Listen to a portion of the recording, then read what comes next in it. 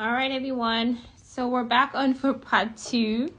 I told you I'm not an IT person, so I'm saying I'm not an IT techie person, so we're just trying to figure this out.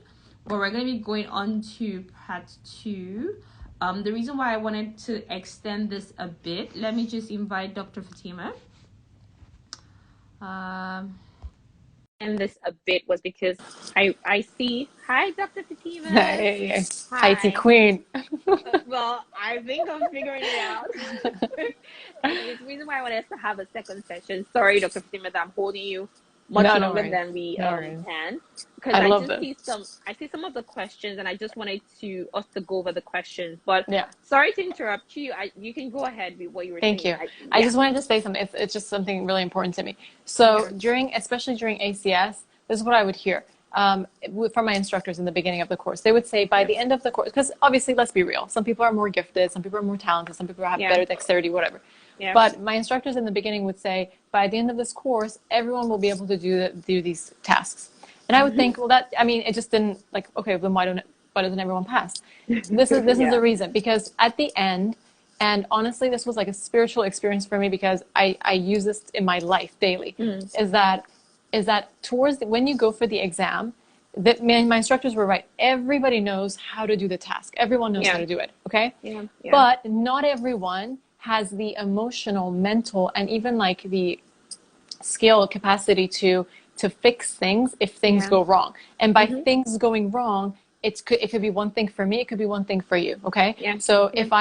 if I'm assigned to a chair on the exam day where it's an end delivery system, and I Mm. freak out because I've never worked with an end delivery, and you do this every day, and you're like, yeah, Yeah. it's just fine. Yeah. So Yeah. what I'm saying is, and isn't that true with life, is that Yeah. it's with when things go wrong, like Mhm. how do you adapt, or what do you take out of it, right? And that kind of sets you apart, and that defines your success. It's not really Yeah. like, yeah, everyone can do the thing.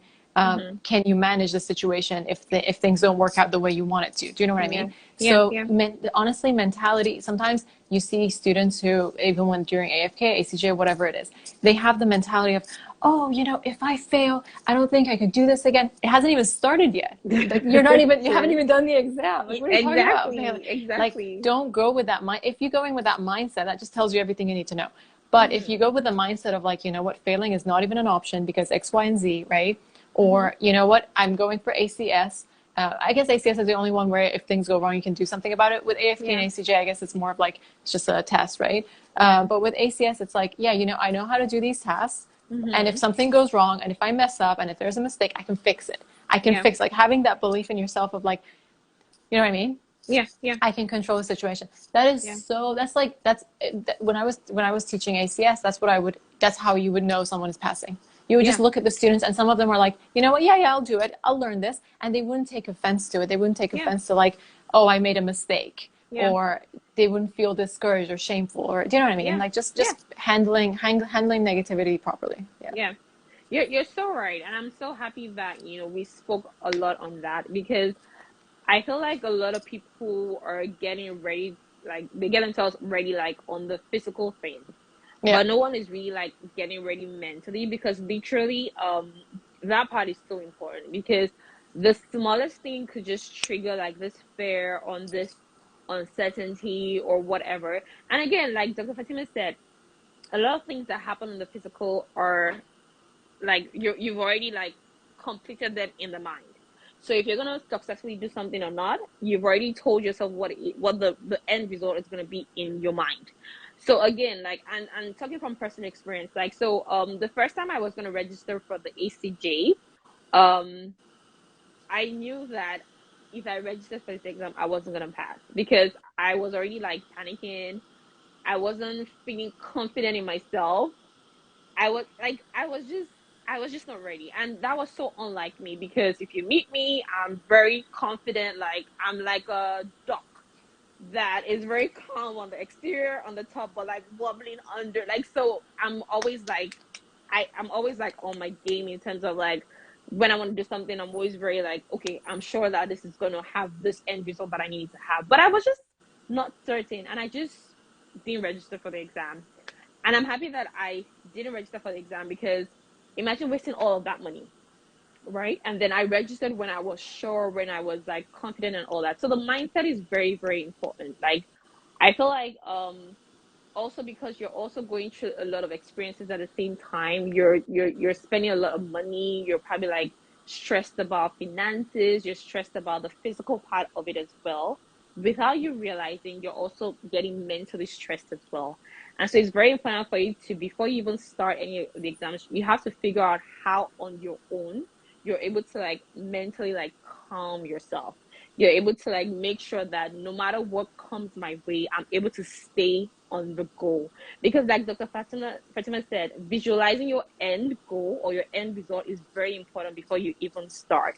I know that when I used to study for the AFK, there was something I used to do where I would, and I even still do it even now. Even when I decided to abandon the equivalency exams and do the school, I would have like this mental picture of me working as a dentist. And then even in my clinic where I used to work as a dental assistant, um my boss used to call me Dr. Dammy. Yeah, And I as they didn't realize, should. as they should, but I didn't realize how much I needed to hear that like Yeah, once in a while, because sometimes you just even forget yourself in the process as well, in the journey as well, right? And now that Emeka, I got my admission into dental school, I sent him a text. I'm like, thank you for always calling me that. Like anybody else being on this, nobody else understood, but I'm like, thank you, because for me it was like also like sending me like mental reminders that you're a dentist and this is the goal and you're gonna get to it. So yeah, it's very, very important that you're also aware that there's also a portion of this process that involves a lot of mental preparation as well. Okay. 100%. Goal. And Just having a yeah, goal, having a yeah, clear goal, having a clear vision, and just planning to get to it. Yeah. yeah. All right. So I guess my final question, before we take every other person's question, is so now that yeah, you wrote the reading boards, the board exams you passed.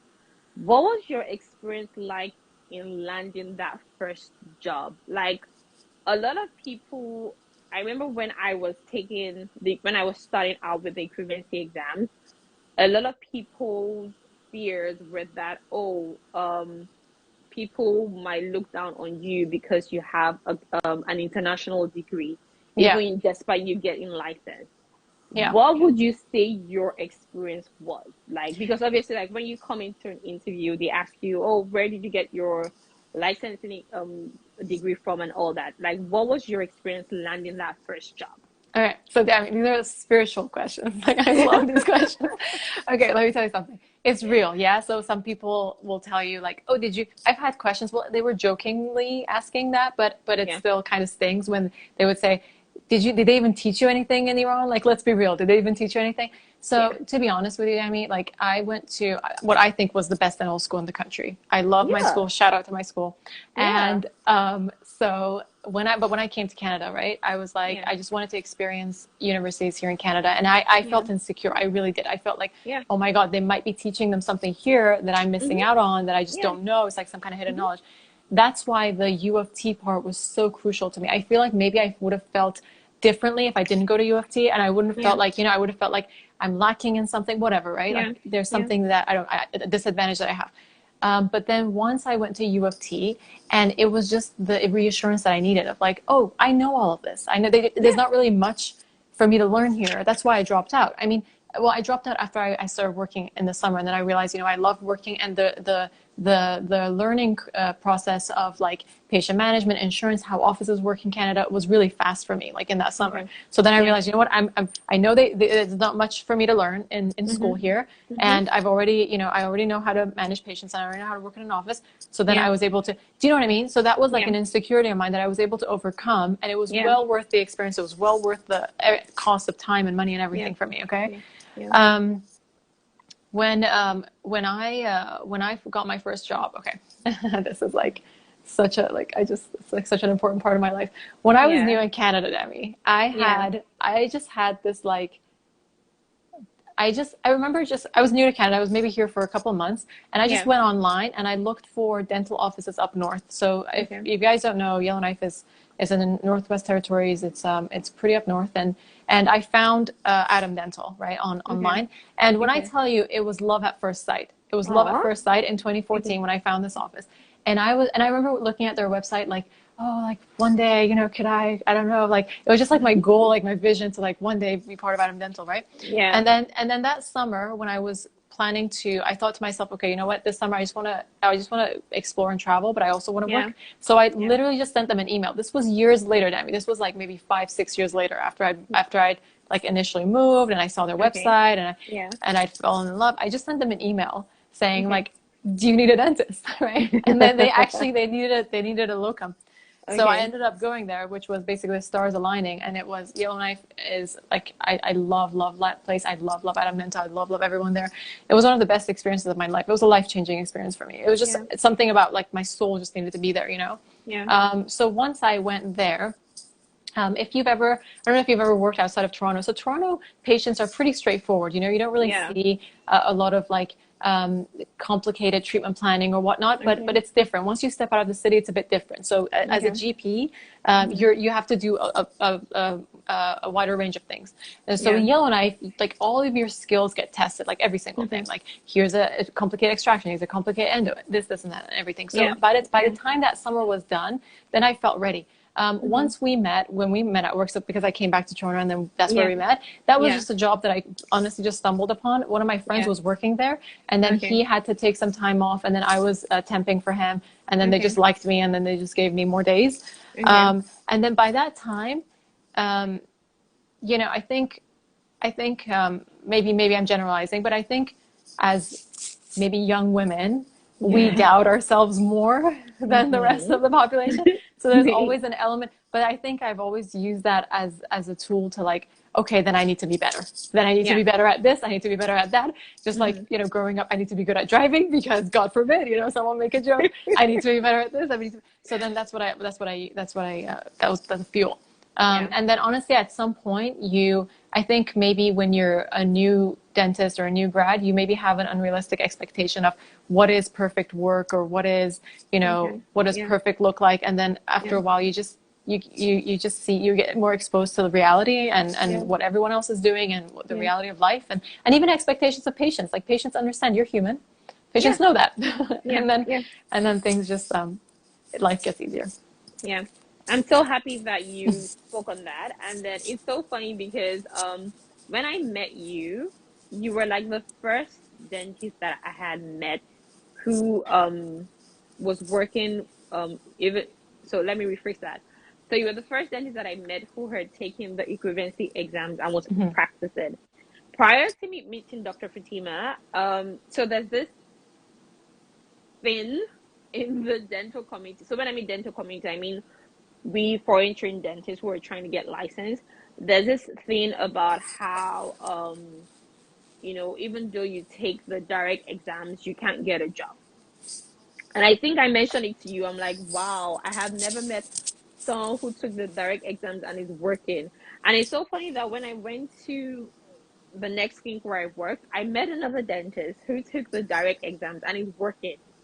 And then Yeah. I was like, wow, this is why information is so important because I mean, I have other reasons why I decided to do the university part way, right?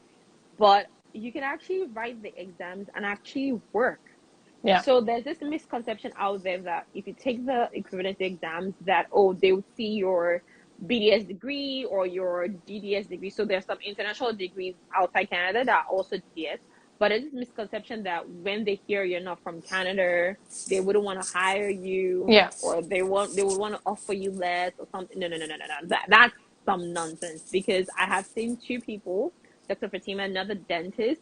In fact, I was very curious about the pay thing, and so I asked all the dentists that I know in my previous practice, like, oh, so what's the pay like? And then because they do like so it's not even like a pay per hour, it's like a percentage, right? Yeah. For the associates. And I asked her, and I realized that her percentage was the same thing as the other dentists that were Canadian trained. So I Yeah. was then wondering, like, where did this misconception come from? So It's a myth, please, right? It's a it's a myth, and myth, yeah, I yeah. don't even think that's legal. I don't think you can, I don't pay exactly. someone I don't less even just think because they're from a different country. exactly Yeah. because Canada is such that you can't just treat people any type of way. Like you have to treat people right. So I don't know where that misconception. So then you have a lot of people that are just taking the university pathway just based off on that. The Yeah. reason why I decided to take the university pathway was because I wasn't so confident in the training that I had received. It was the best training in my country, but like Dr. Fatemeh said, in Toronto, you do a lot of advanced dentistry. And so because I had worked 3 years as a dental assistant, I had seen a whole lot of stuff that I realized that, you know what, I do not have adequate training. And that's the reason why I decided to do the university pathway. If you're such that maybe your skills are so advanced, then you can just do whatever you want to do. Don't be scared by some misconceptions. You can get a job. Dr. Fatima is a testimony. You can get a job. Like no one can discriminate against you because you're from outside Canada. You know, I mean, there's something we say where we brag and say, "Oh, we the foreign trained dentists, we have good skills. We have better skills."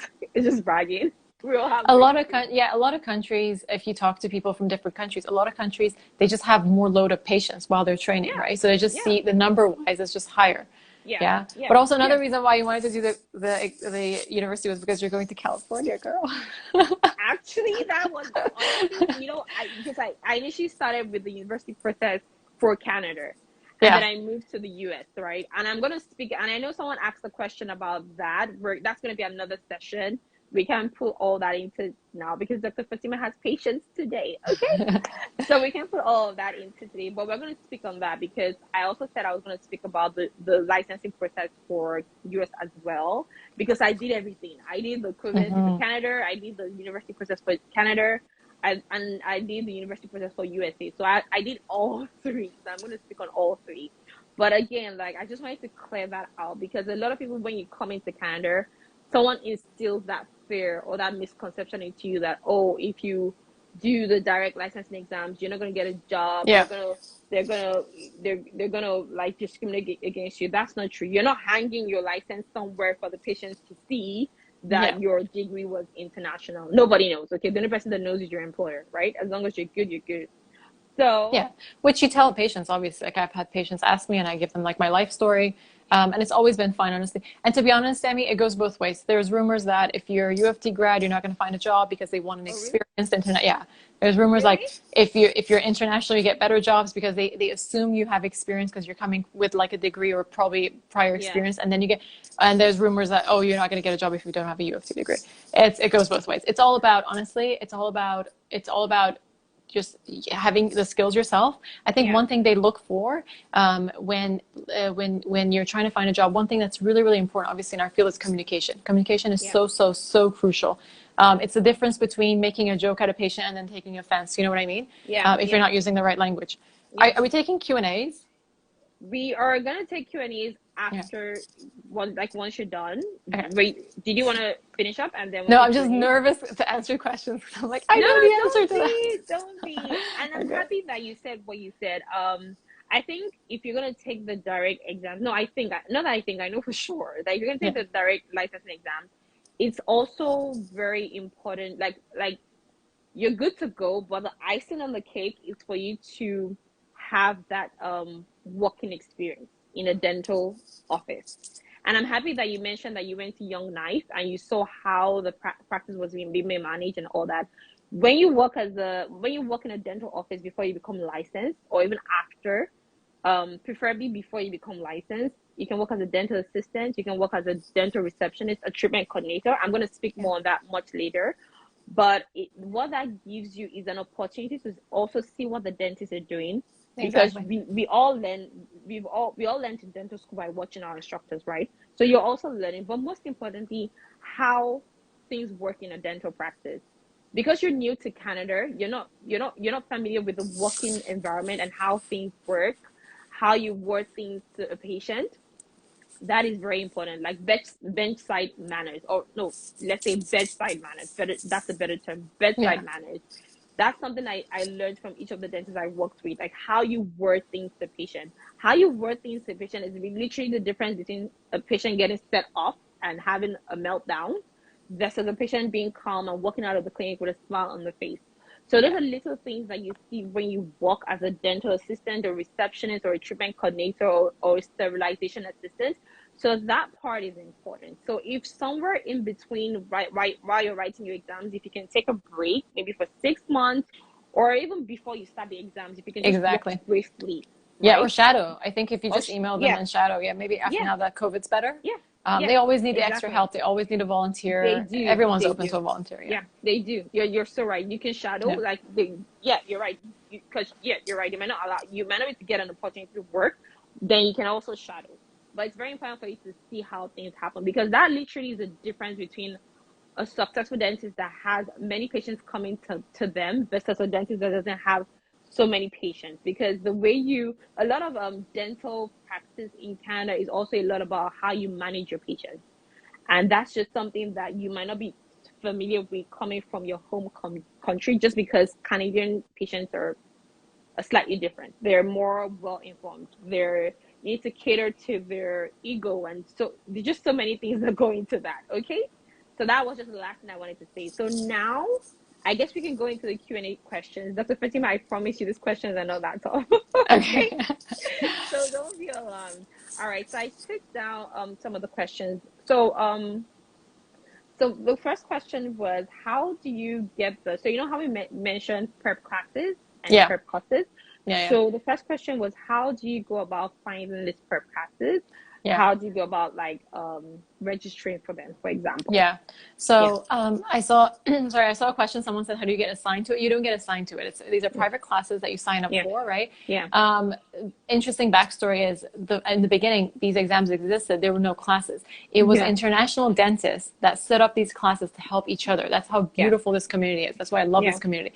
It's Mm-hmm. literally people like me, like, oh, I've passed. Let me show you how to pass. You know, that's Yeah. how it goes. Yeah. So there's a bunch of classes. They're all private classes. You can just search on Google. Look at their reviews, look at their reputation. There's certain classes that are better for certain things, right? Mm-hmm. Now with COVID, it's good that now they have a lot of online options, so you don't even have Mm-hmm. to maybe be here Yeah. to attend the courses. Yeah. Should we name any of them or just Maybe no? Maybe maybe not. I don't know. sponsor us. I'm just kidding. Yeah. Um, But but you can honestly, just it's something you can find online, actually. yeah, Because you can just find online and follow them. Follow them on their social medias. okay. They always post interesting things, like what I mentioned about prep, for example, prep doctors with their Mm-hmm. funding thing. Like they have a YouTube channel. They have social media. They always post these things. It's good to know. And when there's changes to things, they might update you. So it's just follow these people. Yeah. Yeah, yeah, and that's very important. Facebook groups. Yeah, Facebook Yeah, groups with Facebook group. so Yeah, important. Just yeah. join all these Facebook groups for the exams, AFK, ACJ, ACS. It's a good way. Honestly, it's so funny because one of my friends in U of T that we did the course with, I had a memory from Facebook like years ago where I asked the questions about AFK and then she answered. Back then we were just strangers, but she just answered my question. So I screenshotted and sent it to her like, yeah, look, 6 years ago you answered my question. It's literally the same people. We all know Yeah, each other. So yeah, yeah, just join these these yeah, groups. yeah, Yeah. yeah. I'm happy that you mentioned Facebook. Facebook is probably like even the best way to start out, just because so the way Facebook has like some study groups, so they're usually like tagged to the exam. So like maybe like ACJ study group or AFK study group, like so you can just search for groups like that, and from there you can maybe get links to all this like prep classes, and from there you can also form like study groups, because there was somebody else who asked about how to form the study groups. That's probably your best way to go. Facebook, find the Yeah. groups, like try and get into the groups.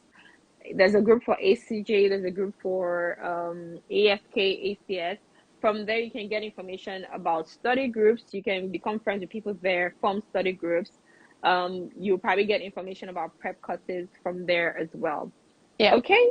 And And sorry, then just the forming study groups. When you yeah, join these classes, just make friends, be friendly to people, go up to people, initiate things. Don't wait for things to happen. You like yeah, someone in the class, you think they're smart, you think, oh, they always ask the interesting questions, oh, they always know the answers, oh, they always are, maybe this person's a specialist, right? Maybe you meet a periodontist in your AFK course. Well, maybe ask them your Perry questions. You can start these. We had WhatsApp groups. We had Yeah. groups on Telegram. You got to be friendly. Like I think, Yeah. especially in ACS, that's what really saved us, all of us. Like that batch, we did so well because everybody was friendly with each other. Mm-hmm. We were all looking out for each other, but that only comes if you actually go out of your way to like say hi to people, spend the time with them. Do you know what I mean? Yeah. Like, no, don't Yeah. be like Yeah. so isolated. And Yeah. yeah, that's how you make study groups. All right.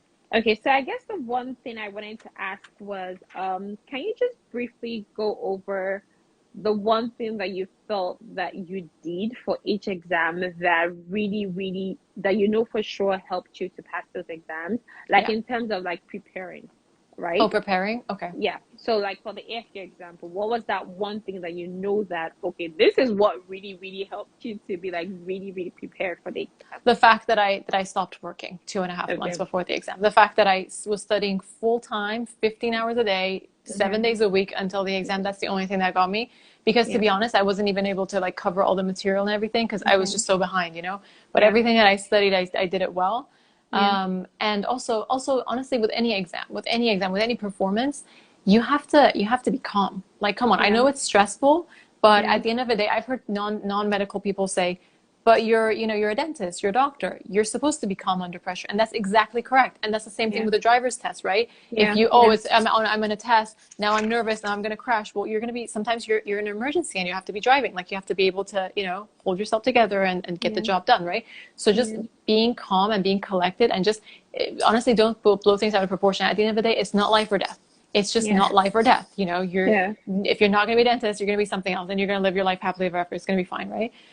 So Yeah. during the exams, I try to be as calm as possible and just understand Mm-hmm. like what it is, the exam for what it is.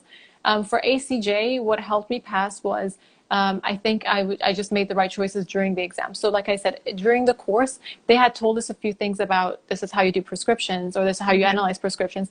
And I went by that. And I never in my life, in all of my life studying, I've never gone against what I was specifically taught during class on an exam. Yeah. But when I was in the exam, I saw the prescriptions and it just didn't, my training just didn't sound right. I just looked at the Mm-hmm. prescription. I'm like, I don't think that's what they want. I don't think this is Yeah. what they want. So I just Yeah. did what I thought was right at that time. And Yeah. I think the only reason why I passed was that. And I passed with 81, a score of Ooh, 81. So it nice. was decent. It was a decent score. So, and I then compared my answers to other people. The Yeah. only difference was those prescriptions. So it was only like that judgment call of like, Mm-hmm. don't maybe, it's such a tricky advice to give, like don't follow blindly or whatever. I mean, you pay for these classes just for the advice, right? But I think at the end of, sorry about that. I can't hear you. Okay. Okay. Sorry. Are we back? You're right. Yeah, yeah, I we're was just back. saying, at the end of it, go with your gut. Go with your gut feeling. For ACS, what helped me in ACS was, Dami, I studied ACS. There were days that I would go to class where everyone was prepping teeth, and I was Mm-hmm. just reading the material. I was just reading what is the exam, what are the criteria. I figured out that I mean my instructor told me, but I was just really like immersed in it about that this is not this is like you need scores. You need to understand how to play this game. Do you know what I mean? You need Mm-hmm. to understand what you need to do. And I was very, very, very clear on these are the tasks. These are the ones that I'm most likely going to fail because everyone does. These are the ones that I'm most likely going to pass. I had a strategy when I was going in. I had a one, Okay. two, three. I had backup plans on backup plans. That's what made me pass ACS All for right. sure. Perfect.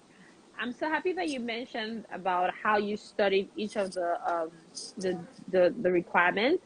So what I believe Dr. Fatemeh is talking about is the ACS criteria. So when you go on the NDB website, there's like a marking sheet that tells you how each of the instructors would assess each of the preps that you do, and then what for each of the preps that you do, what particular features about the prep or the quality of the preps they're going to actually check, and then there's a score assigned to it. So what Dr. Fatima was talking about was she actually studied that.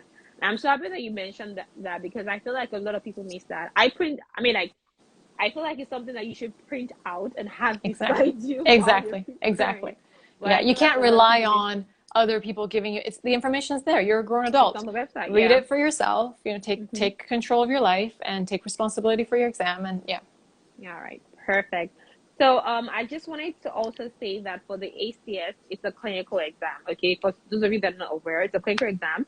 You do it on a mannequin. You have you buy so a typhodont is like something that is similar to the jaws of the mouth, and it has fake teeth in it. So you have to have that. You get your materials ready, your hand instruments, your hand pieces, your dental materials, as though you were working on a physical patient in a dental clinic. That's basically what the ACS test is all about. Okay. And then somebody also raised another question and said so I guess they were not very clear on the prep classes. So they were saying, is this something that you find and pay for in addition to the exam? Yeah, you need to find them on Google, and then you need to call them or sign up on their website and then make the payments. Yeah. So they're private classes. It's as if you Okay. go to a tutoring company, for example, right? Yeah. Or it's private school. That's how it is. Yeah. It's not government funded. Yeah. So it's not government funded, and it's not affiliated with NDB. So it's not something provided by the National Dental Examining Board. It's a private class. It's most times run by international dentists or by a private company that hires international dentists to train people. Okay. So it's something separate from NDB, though they train you on the NDB exams. I hope we're clear on that. Okay. So let's just try to like wrap this up so we can let Dr. Fatemeh go see her amazing patients. Okay, thank you very much, Dr. Fatemeh, for taking Thank the time out of you. your day, waking up early I to know, come on a see Sunday. us on a No Sunday. worries. Yeah, I'm thank so you very excited much. about this. Yeah, I she have was really so much excited. love for you, girl, and this is the Yeah, highlight yeah. of my week for sure. Yeah, I'm so happy. Like you guys don't understand. Like when I got my admission call and then I told Dr. Fatima, she was so excited. I think she was more excited than me. Like I was like excited and I was like calm, and then she was like so excited. But it just shows that it's just a joy you receive when you see that you've poured into somebody else and Yes. they've actually achieved their goal, and Yeah. that's what I'm hoping for everyone on this page. Okay. That's So so thank important. you.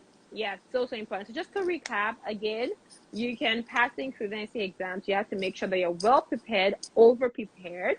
You Yep. have to do a mental prep. You have to just be ready. You have to get all the information that you know. My airport side. You have to get all the information that you need to make sure that you're ready for the exam. Okay, and then again, I understand that some money. Oh, Dammy, sorry, your voice is breaking. Oh, I'm sorry. Can you Yeah, I think there's like a interfere? Okay. So I'll say thank you about part of this session. Just to recap, you can pass this exams. You just have to be prepared both mentally and physically. Get your documents verified, your credentials, your information, everything verified as soon as possible. Everyone is trying to get back into the kinks of how things work in Canada, so that could add some time onto the regular processing time, which was longer anyways. So make sure that you get that sorted out as soon as possible.